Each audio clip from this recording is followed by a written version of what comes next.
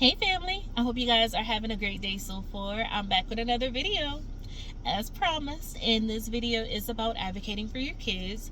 I'm sorry that I'm back in the car and you guys might be distracted with all the cars passing behind me, but my setup in my living room did not work out today. My camera kept falling. I wanted this to be like a more chill, like let's sit back and have a conversation type of vibe. But y'all, I gotta get it together. If I'm gonna make content, I gotta get the equipment. My tripod was like done. I threw that away. I need a gimbal, something. I gotta get it together, and I will. I promise y'all. But anyway, I hope you guys are having a great day today. I'm in my car because I'm gonna get this video done one way or another. Also, my phone was about to die, so I was like, that would be the best spot for me to film and be able to charge my phone and everything without overcomplicating things. So it's gonna be what it's gonna be. But I'm gonna get this message out here because I gotta be obedient. Feel like I haven't been obedient for years, and I feel like God has been wanting me to put this video out because I never know who it can help. And so it's not up to me to keep holding on to this information not knowing who it can help. I'm no gatekeeper, I'm not, but this is about my child, so I had to be very careful how I put that information out there because I wanted to make sure that it doesn't come back to like negatively impact him in the future. Like, I don't want somebody teasing him later on or trying to bully him behind this situation that I'm talking about on my platform, or him being discriminated against or anything like that. Not that it's even anything bad, but you know how people can be nowadays. So I just wanted to be very protective of my child, and for that reason I won't say any names. If you've watched our old videos, you probably can figure out what I'm talking about. But anyway, I did mention a while back that I would talk about this subject because there was a video a while back where I was really upset, and we were going through it. We were like in the thick of it, and I was trying to figure out how to handle the situation, and I was supposed to talk to you guys about it back then. Like, my OG subscribers, I appreciate y'all. I was supposed to bring up this subject back then and talk about it, but when you're going through it and you're in the middle of it and still figuring it out, it was just a lot. I was really struggling and going through postpartum depression at that time and had no idea, but that's neither here nor there. So let's get started. When my child was in kindergarten, he struggled. Not academically. Academically, he was good. I mean, the kid was considered advanced, but he struggled behaviorally, and he had gotten suspended twice.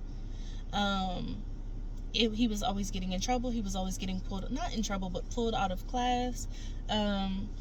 His teacher was very patient. She was very patient.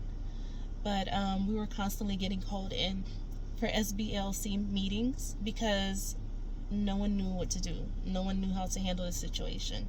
So basically what was going on is my child wanted to be at school. He loved school. He enjoyed it. But he could not sit still in class without being triggered over the slightest thing. Like somebody was staring at him too long, or he thought they were teasing him, or it would just be something. Or if they were switching from one activity to the next, he would have a meltdown. And these meltdowns would last 30 minutes or more. And there was one time, like, the meltdown was so bad, like, he took off running, like, out of the school. And he got suspended because it was like, we can't do that. And I was told that the suspension was for documentation to see what help he needed. But yeah, okay.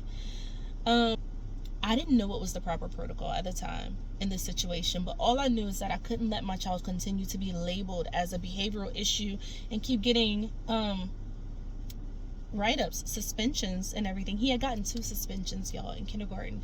I couldn't let that continue to go on without figuring out what was going on with him, because I knew that the issue was not behavioral. I knew it was medical. Like, I'm not one of those parents who just believes like, oh, my child is an angel and there's no way the school is wrong. Like, no, y'all, there have been ongoing things that have been happening since he was a baby, and I knew that there was something wrong. So like I said, he had gotten suspended twice. He had been getting write-ups. He was paranoid. Like, he just kept thinking people were staring at him and laughing at him and teasing him, like people as in other students. I'm sure he was probably picking up on some negativity as well, because like people were getting frustrated. Not his teacher per se, but like other staff were getting frustrated. There's a child screaming at the top of his lungs down the hall, and they're thinking he's just being bad. And that just wasn't the case.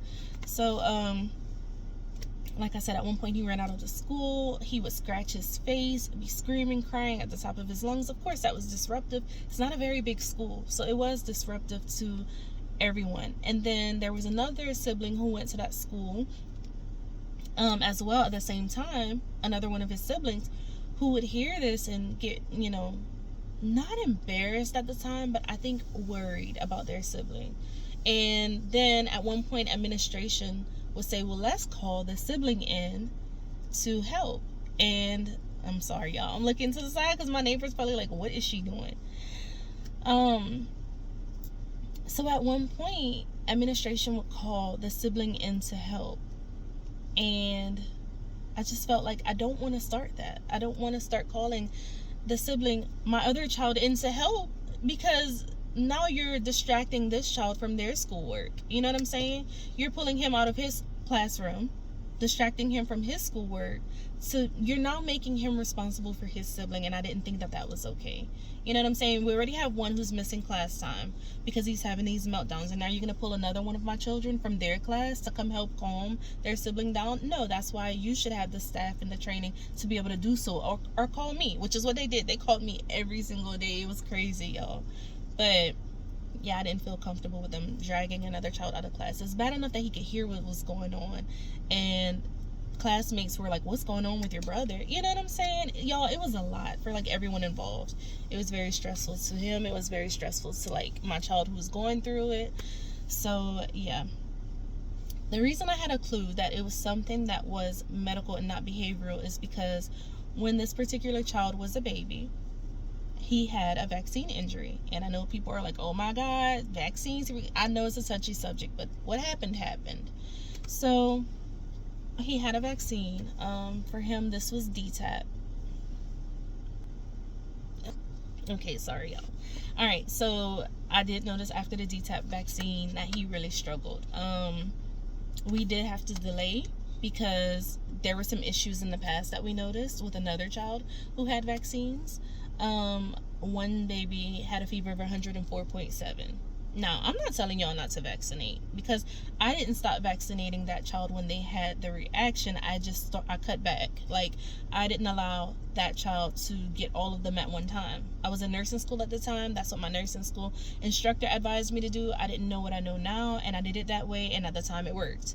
So when one child had a reaction, we cut back on how many we were allowing that child to get at one time, and they seemed to be okay. But a fever of 104.7 was pretty scary, and this was a little baby. You know what I'm saying? So by the time another child had a reaction, I was like, hold on, pause, what's going on? You know what I'm saying? Like, I don't play with my children. And then the doctor's telling me there's nothing to worry about, but every time this child would get their vaccinations, they would get really, really sick every single time.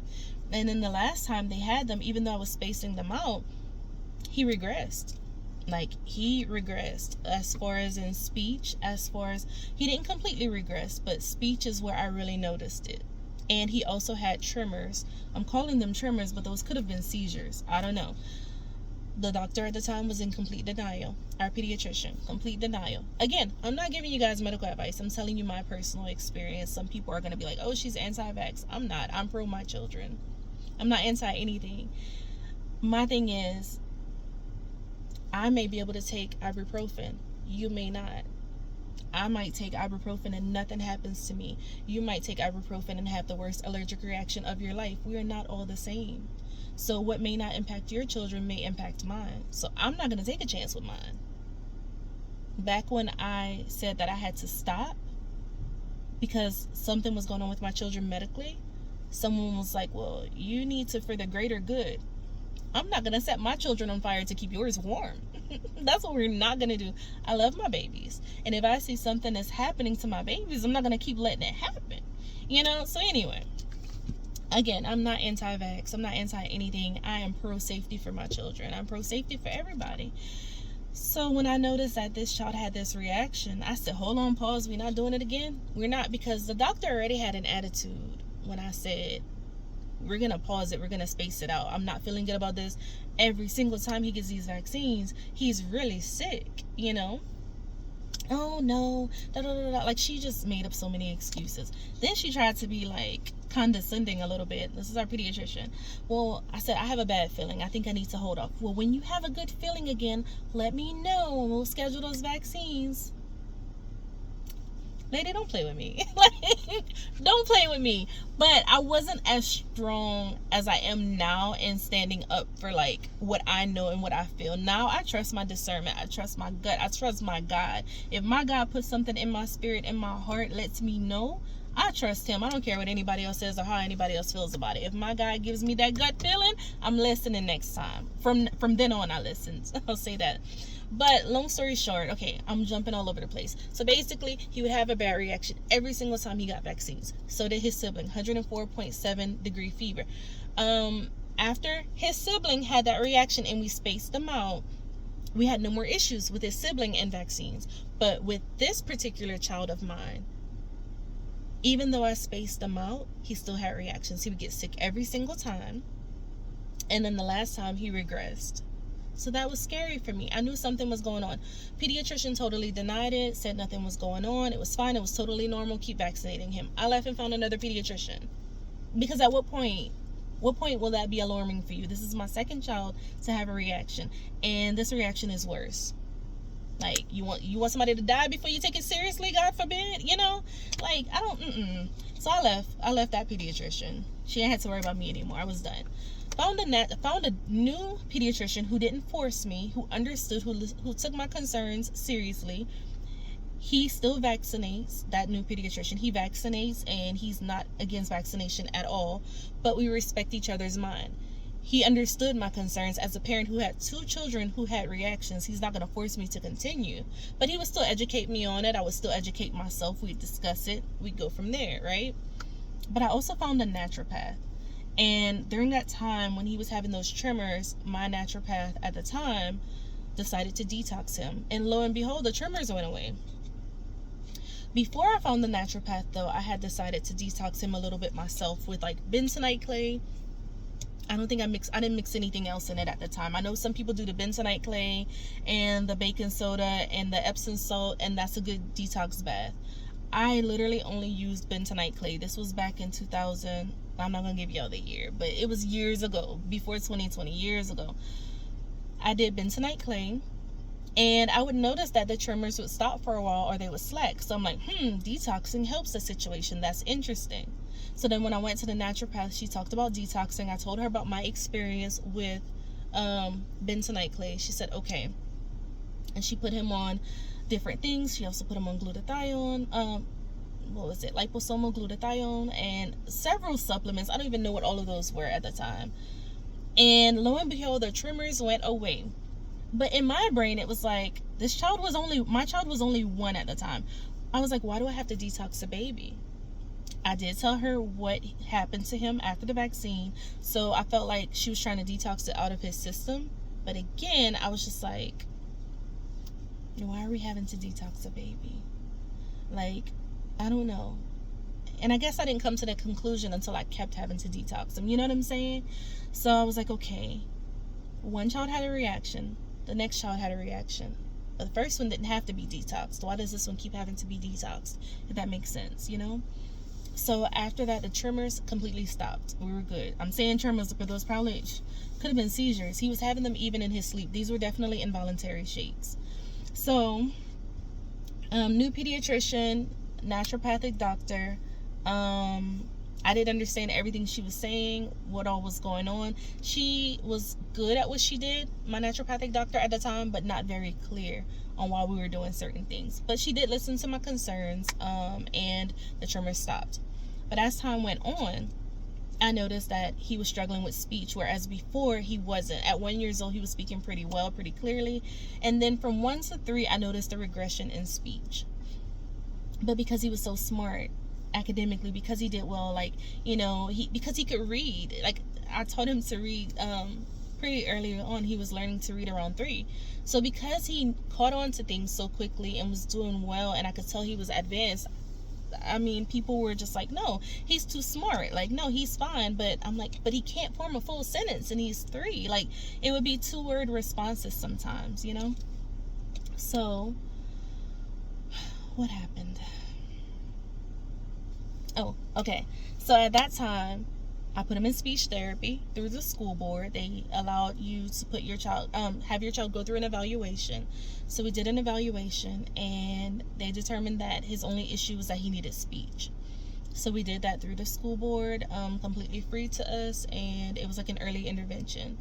While in speech therapy, I decided to try another detox, a nano zeolite detox called TRS. I'm not promoting it. I don't sell it. I don't have the link, but it was called TRS, and it was a nano zeolite spray. I decided to try that on him because I was noticing issues with behavior, tantrums, not being able to stop the tantrums, and still speech delay. Y'all, we tried this thing, which was a detox, for, I'm gonna say within the first week, my child went from 2-word phrases to full sentences. No joke.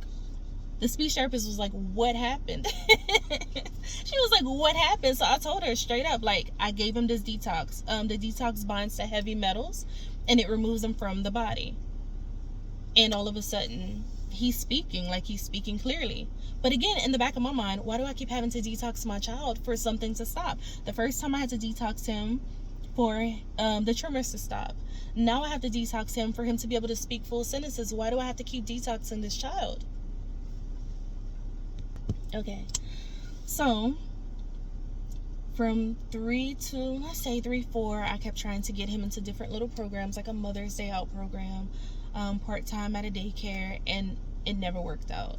Like, he would not stop screaming and crying, and he was a lovable kid, like got along with other little kids his age, but just could not ever calm himself down, is the best way to describe it. If he got worked up, he could not calm himself down at all. So those situations never worked out. The Mother's Day Out never worked out. I always had to go get him. Daycare never worked out. Always had to go get him. Even while pregnant, like, it was rough, but it just wasn't working out. So I was told by my doctors, probably just age, just give him time. And so I tried to chunk it up to age, but I just kept thinking back to the vaccines. I kept thinking back to the fact that we kept having to detox him. I'm like, what is going on with him? What caused him to have a reaction worse than his sibling to the vaccines? What caused me to continue, like, to constantly have to detox this child? Like, he's a little, what heavy metals have you been exposed to? Which, if you look at the inserts, there are heavy metals in vaccines, but a lot of times our bodies are able to detox a lot of things out. Maybe not completely, but we can get rid of a lot of things. That's, your body detoxes a lot of the things that you no longer need out of your system, right? Okay, pay attention to that, because I'm gonna come back to that. I know this story is all over the place, y'all. I'm sorry, I'm not the best storyteller, but just bear with me. It's gonna make sense. Okay, so get to kindergarten. We, like I said, we tried the Mother's Day Out, we tried pre-K. Doctor said, oh, he's gonna grow out of it. Get to kindergarten, and that's where we were when I started. Could not function in kindergarten. Was never violent, but getting suspended, screaming, crying, SBLC meetings back to back to back. At this point, I'm crying every single day because I'm getting a call every single day. I go to take a nap because I'm exhausted. I have a newborn at the time, and I cannot sleep, because as soon as I lay my head down to sleep, I'm getting a call about how my son is just not functioning at school. I'm crying because I'm worried about him. I've always worried about him because I knew that there was something going on, and I had no idea. And when it first happened, I remember praying and crying out to God when he first had that vaccine reaction. I woke up in the middle of the night to see my child shaking and having those tremors. And I asked God to please direct me to wherever I needed to go. And I was like, please, God, like, I'm scared. I literally woke up 3 nights in a row to, like, having visions and dreams that something was going on. And on the 3rd night, I woke up and I saw him I woke up and I went straight into a vision. And in that vision, it was a warning sign. And God was telling me, he was warning me. He was telling me something was going on with my baby. And when I woke up and I looked at him, he was having those involuntary tremors, or possibly, I'm saying tremors, possibly seizures, because he was asleep, and he's shaking. And at first I was in denial because I was like, maybe this is just like something he's doing, but not while he's sleeping, So, y'all, within 30 minutes of me praying, God had given me all the information I needed. I was online, I was researching, I was looking things up, I was looking up the correlation between aluminum toxicity and the tremors, and it all went hand in hand. And there was a large amount of aluminum in the particular vaccine that he had taken. It was so much stuff. Like, he had taken DTaP, by the way. It was so much stuff. God gave me like a notebook, like pages and pages full of information he had given me within 30 minutes, and I was able to go back to sleep. And the next day I was able to call and set an appointment with that first naturopath who detoxed him. Okay, so I remember while going through this stuff, now I'm coming back to kindergarten because I know I'm jumping around. I went back to tell you guys the conversation I had with God, the prayer I had with God when he first had that vaccine injury, and I caught him having those shakes and everything. He would have them during the day, and then I saw it at night, and I was terrified. I'm like, God, what do I do? And God led me to that first naturopath who detoxed him. And then, like, just to recap, over time I did my own little bath detoxes with bentonite clay, and then, like I said, we did the nano zeolite spray, and that's when the speech improved. Okay, so back to kindergarten. We're struggling. I'm crying. I can't take a nap. I have a newborn. I can't take a nap because I'm having to get up and run to school every single day. I thought I was going to go work out. Couldn't work out. Running to school every single day. Every single time I tried to, like, take a breather, I'm running to school because, like, he can't function there. And I'm like, okay, try disciplining, try different things, and just realize, like, he really can't help it. He's not wanting to behave this way. He could not help it, So, I was like, okay, God, I don't know what to do. I contacted the naturopath that helped him before. The one who helped him when he was a baby. She suggested, let's do genetic testing. And I was like, okay, let's do that. She wasn't willing to put him on any supplements for the time being. She wanted to do genetic testing first to see what all was going on with him and to see what doses he needed. During that time of me crying and praying and trying to get answers, God showed me a dream of me sitting in a parent-teacher conference and teachers telling me how he's doing amazing. And God was letting me know that everything was going to be okay and that everything would, he would work everything out. But at the time, I was just like, my baby, like, what is his future going to look like? If he can't function at school, if he can't learn, which he could learn, he was so smart.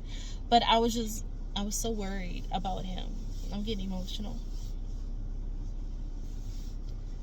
Okay, I cry ugly, so I'm not gonna cry on camera, but I'm getting emotional. Okay. I don't take anything seriously, y'all, including myself. Okay, I'm getting emotional because, y'all, it's still it was a lot. I was so worried about him, and so I was worried about his future and how this situation would affect him. I didn't know what was going on. I had suspicions. I was like, okay, maybe it's autism. And if it was, then it was. If that's what it was, I just wanted to know so that I could figure out what to do to help him, because it was not going well at the rate we were going. Like, we just did not know what was going on. And like I said, during my time of crying and praying, God showed me a dream that everything was going to be okay in the future, and that, like I said, I was sitting in a parent-teacher conference in that dream, and teachers were telling me how amazing he was doing. And in that dream, I was just boo-hoo crying, right? Because I was so happy and I was so proud. And I told CJ, I said, everything's going to work out. He's going to be okay.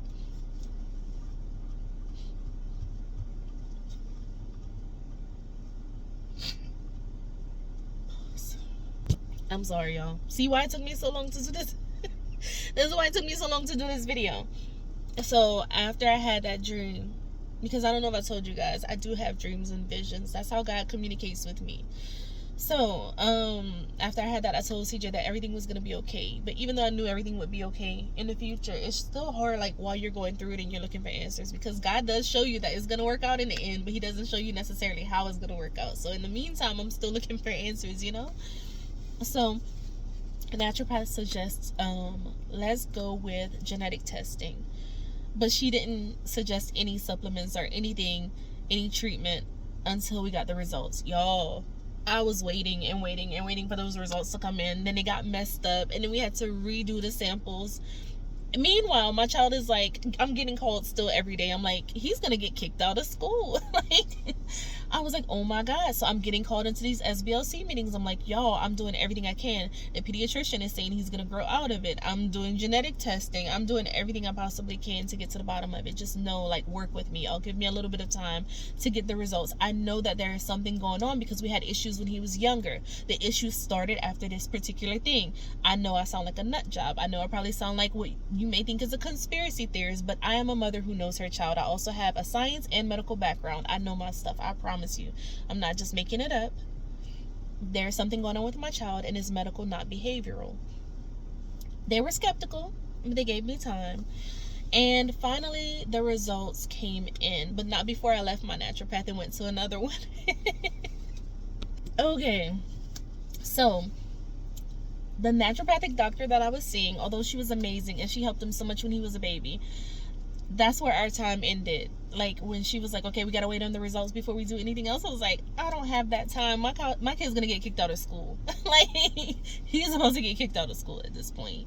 So I loved her for everything she did. I feel like God put her in my life for a season. But then after that, I met someone else who was also a naturopath who took us to where we are now. And I'm so grateful that God put her in my life as well. So the first naturopath stopped the tremors, what I believe were actual, probably seizures, that his pediatrician just did not even take seriously at the time. Y'all, she helped us there.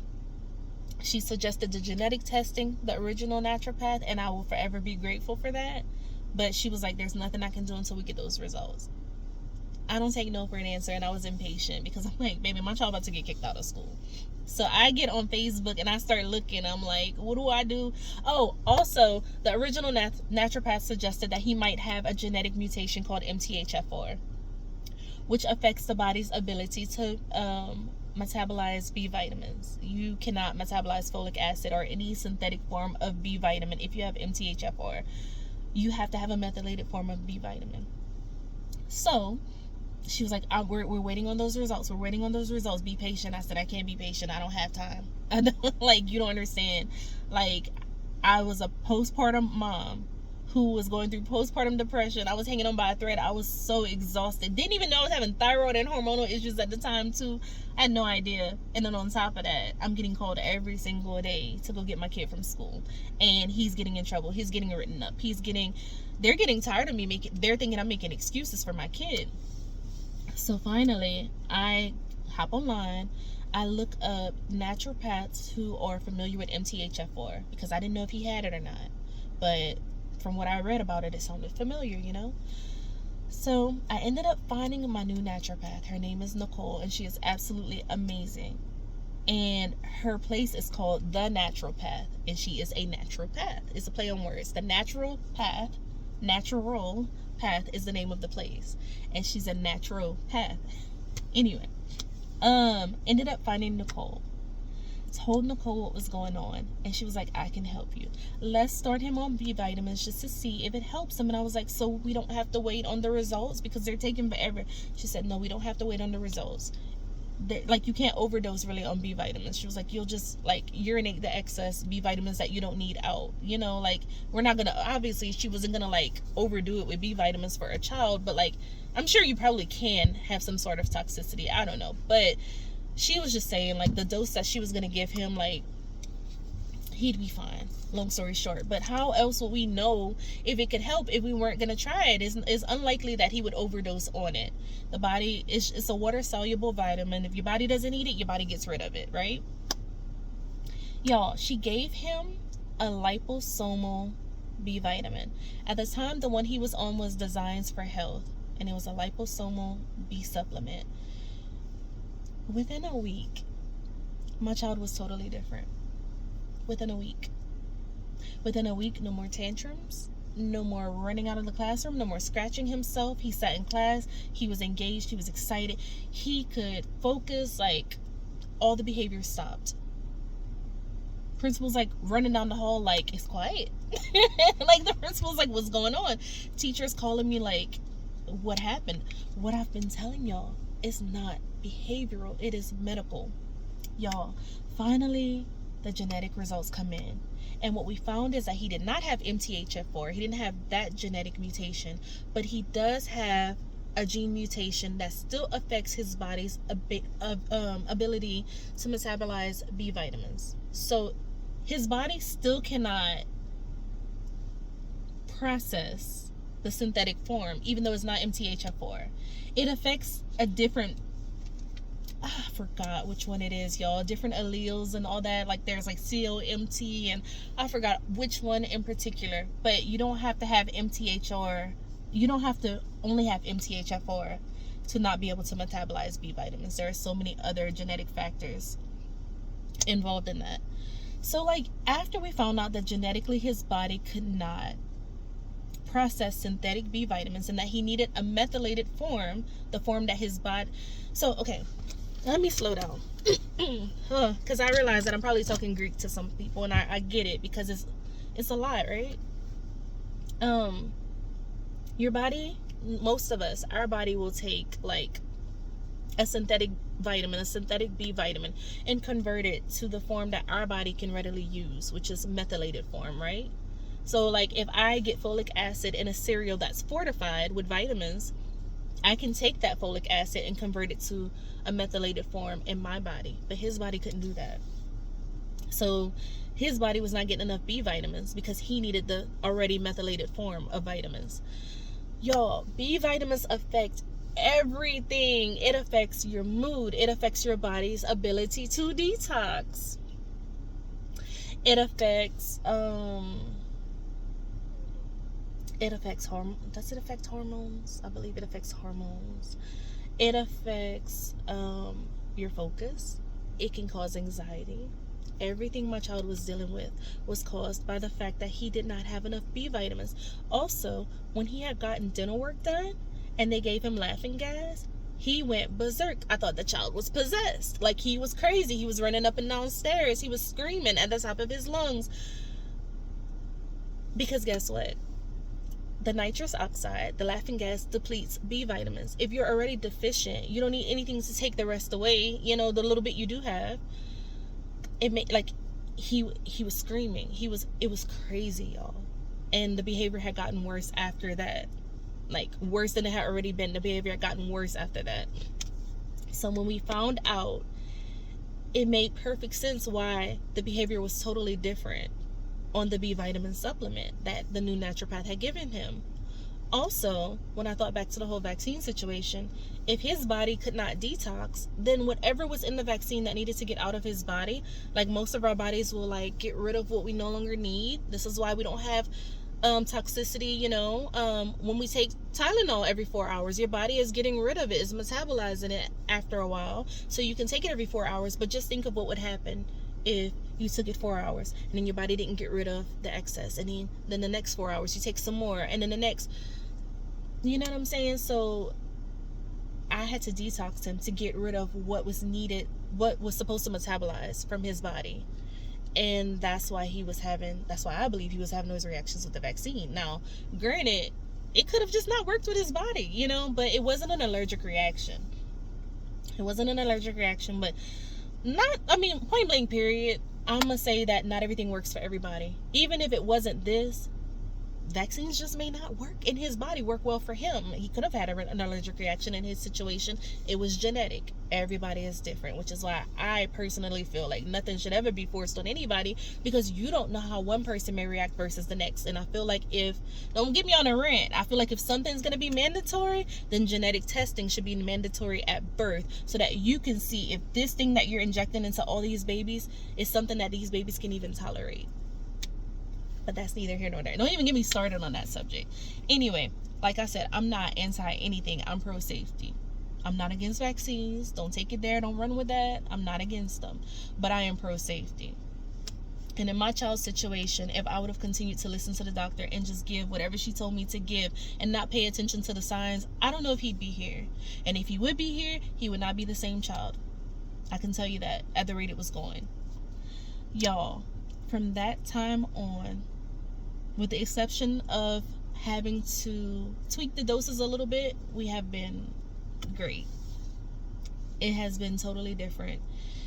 And guess what? The last two parent-teacher conferences, last year and this year, that dream that I had, it came true. I was sitting in there boo-hooing because teachers are telling me how amazing he's doing. This year I cried probably the most, but the last 2 years in a row I have been crying so hard in those parent-teacher conference meetings because teachers are telling me how amazing my child is. And I think back to the little boy who couldn't even sit in class and focus and function, and the little boy I had to go get every single day. So God is good.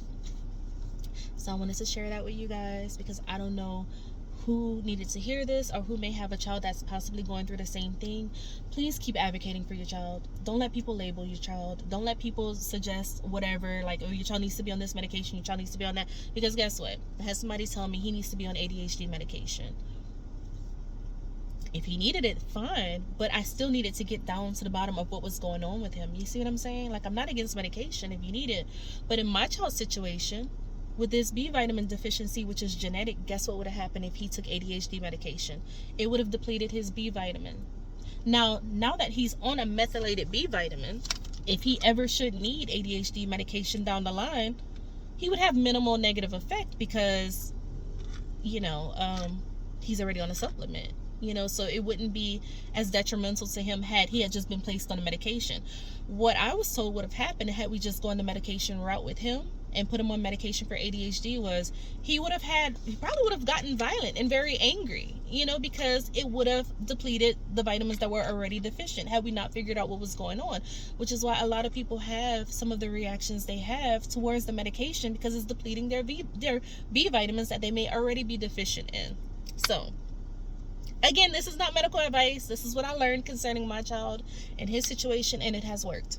We are on a methylated B vitamin right now. This is the one we take now. He takes a half of capsule of this.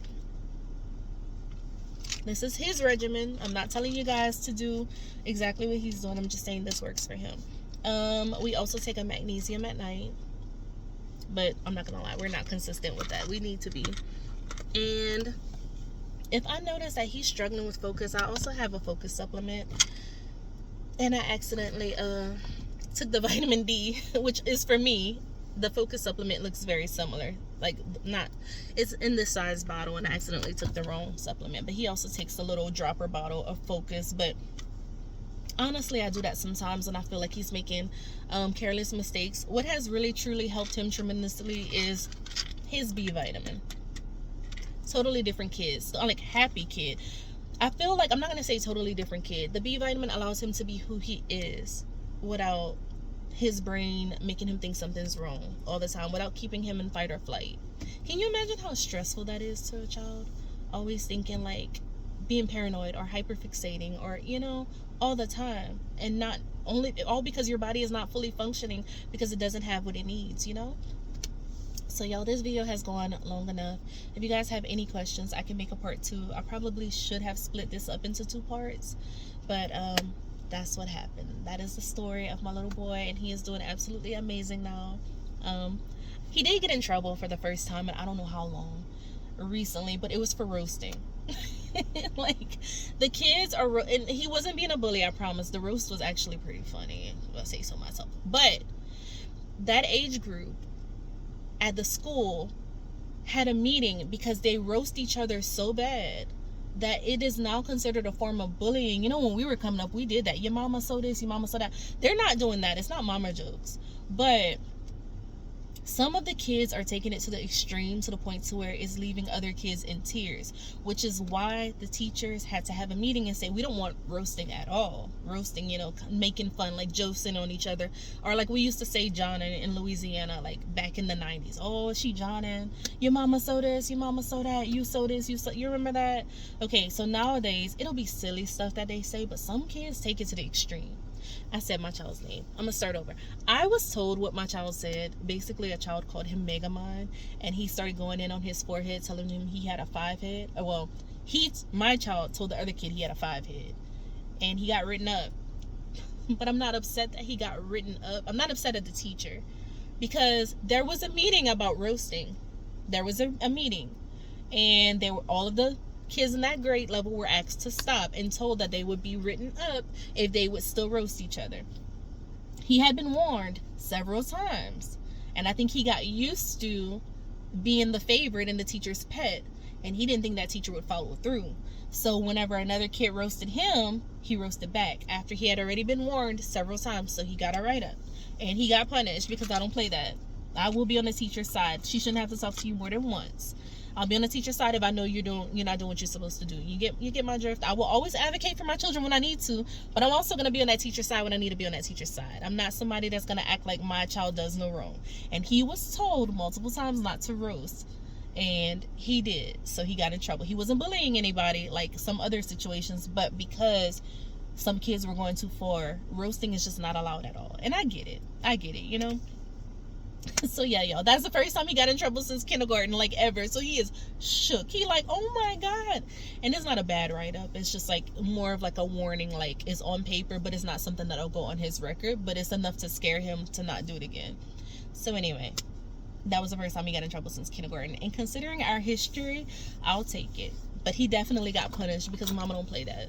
Go to school and do what you're supposed to do, okay? And listen the first time. When the teacher tells you the first time, do it. So that's the story. I hope that it can help someone out there. If you guys have any questions for me, feel free to ask and I'll be happy to answer. If you guys need me to make a part 2 about anything else that I discussed, I'm willing to do that. And I hope you guys enjoy the rest of your day. Bye.